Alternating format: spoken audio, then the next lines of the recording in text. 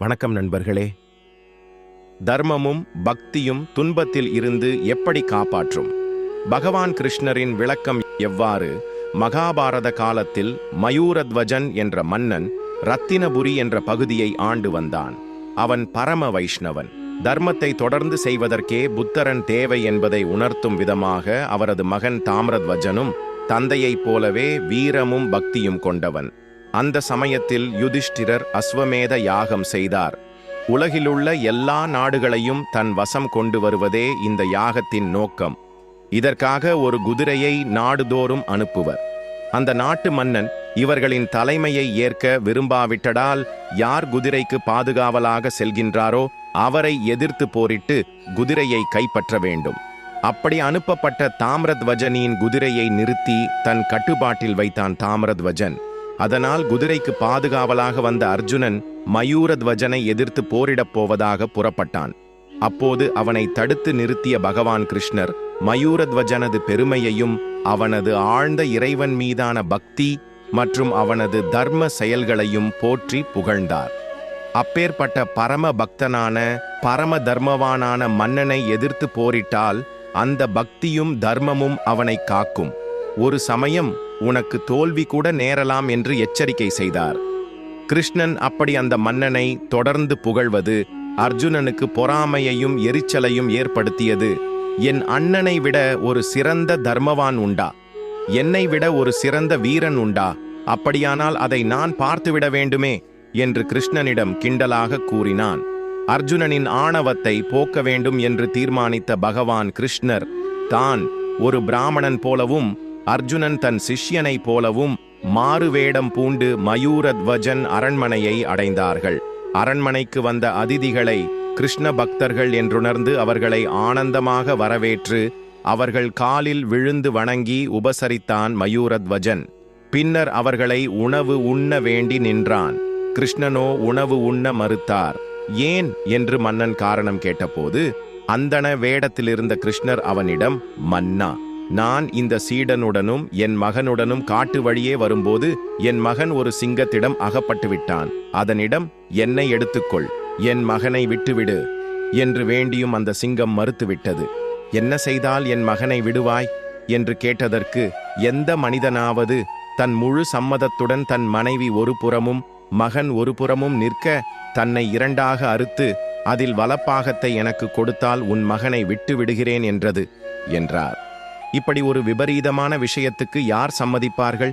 அதிலும் அவர்கள் சம்மதித்தாலும் அவர்கள் மனைவியும் மகனும் எப்படி சம்மதிப்பார்கள்? எங்கள் பிள்ளையை நாங்கள் இழக்க வேண்டியதுதான் என்று கிருஷ்ணர் கூறினார். இதை கேட்ட மன்னனும், அந்தணரே, வருத்தப்பட வேண்டாம், உங்கள் மனக்குறை நீங்கும்படி நானே என் உடலை தருகிறேன். பரோபகாரார்த்தம் இதம் சரீரம் என்று கூறுவார்கள். என்னுடைய உடலால் கிருஷ்ண பக்தரான உங்களுக்கு நன்மை ஏற்படுமானால் அதைவிட எனக்கு ஆனந்தம் வேறு எதுவும் இல்லை. இதுவே நான் பகவானுக்கு செய்யும் கைங்கரியமாக எண்ணுகிறேன். என் மனைவியும் மகனும் இதற்கு சம்மதிப்பார்கள் என்று அவர்கள் முன்னிலையிலேயே கூறினார். மயூரத்வஜன் தன் உடலை தர சம்மதித்ததை கண்ட அவன் மனைவி, அந்தணரே, மனைவி கணவனின் அர்த்தாங்கினி, அவன் உடலில் பாதி, எனவே எனது உடலை எடுத்துக்கொள்ளுங்கள் என்றாள். கிருஷ்ண அந்தணரோ மனைவி கணவனின் இடப்பாகத்திற்கு உரியவள். சிங்கம் கேட்பது மன்னனின் வலது பாகத்தை, எனவே இது முடியாது என்றார். அப்போது தாமிரத்வஜன், ஆத்மாவை புத்திரநாமாசி என்று வேதம் சொல்கிறது.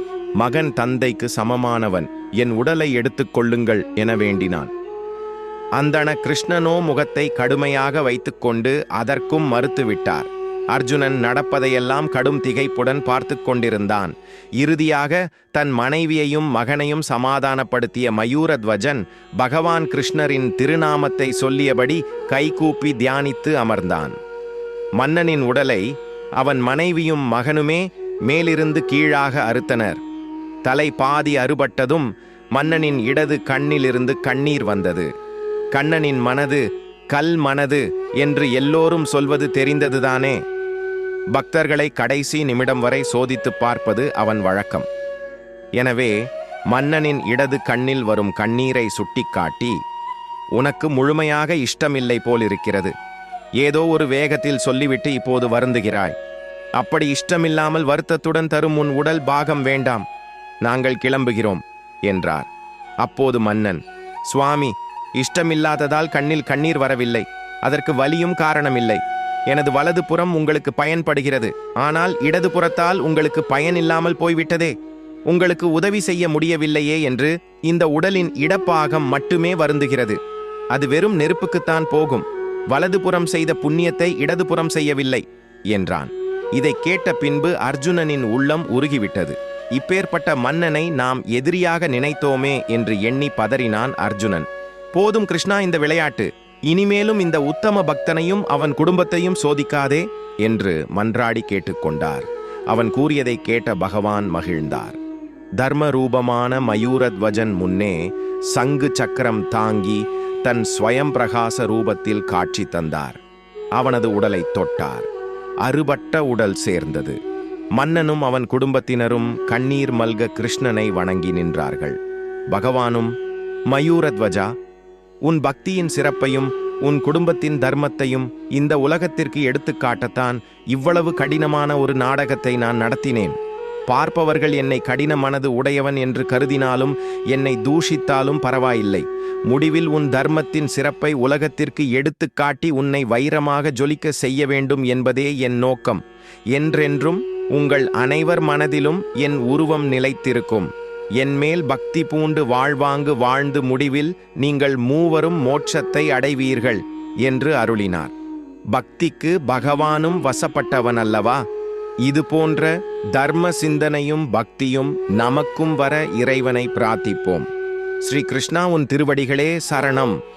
இந்த பதிவு பிடித்திருந்தால் லைக் செய்து நமது சேனலை சப்ஸ்கிரைப் செய்து கொள்ளுங்கள். நன்றி, வணக்கம்.